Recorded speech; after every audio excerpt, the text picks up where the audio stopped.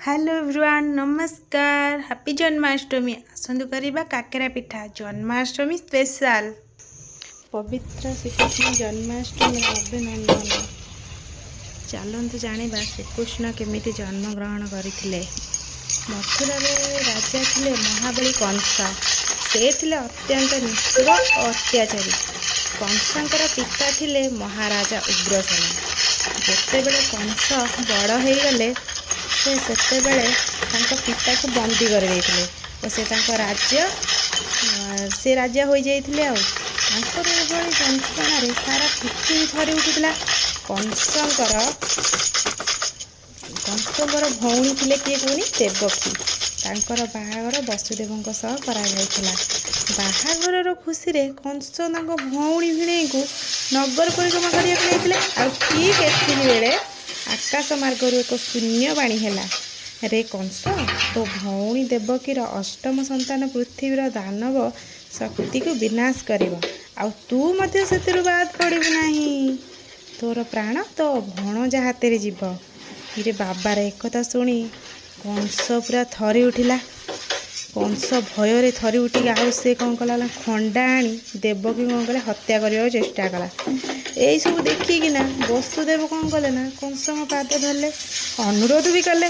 वसुदेवंकर अष्टम गर्भ आपणकर शत्रु देवकी नुहे। से कहले भी तुम शत्रु कहते अष्टम गर्भ देवकी नुहे तांको छाड़ी दियो। कंस कहले जदि देवकीर संतान मोर शत्रु देवकी को मु मारिदेवी मोर समस्त चिंता दूर हो।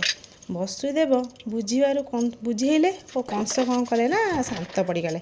आउ कहले तार समस्त संतान को तुम्हें मो हाथ में अर्पण करदेव जितेटा भी संतान हम आउ मु से तिल तिल कर हत्या करदेवी। कंस एमती कहले आ वसुदेव को एक थर वसुदेव राजी होगा छड़ा कि भी नाला राजी हो गले। आउ कि बाट नाला से सब कंस से बंदी कर रखीदेला। से कौन करना वसुदेव प्रथम संतान है कौन करना खबर आसीगला कंस को। कंस खबर पाई कुनी पिला को नहीं गला पत्थर छेची छेची हत्या करदेला।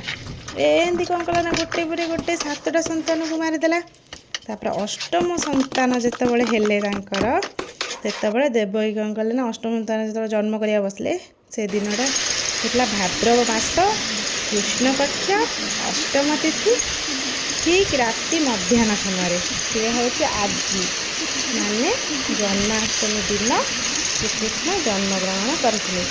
से दिन ठार आम प्रत्येक वर्ष भाद्रव मास कृष्ण पक्ष अष्टमी तिथि श्रीकृष्ण जन्माष्टमी रूपे आम सब पालन कर दिन को आमर सबू वर्ष जन्माष्टमी रूपे पालन करा जाए। एमती कृष्णकर जन्म होता। आपण मैंने तो सब जानी केमती जन्म होता। मुझे कौन कह मुझे कहीदेली जदि ठीक लगी मो कथाटा निश्चिंत गोटे लाइक करेंगे कमेंट भी करेंगे।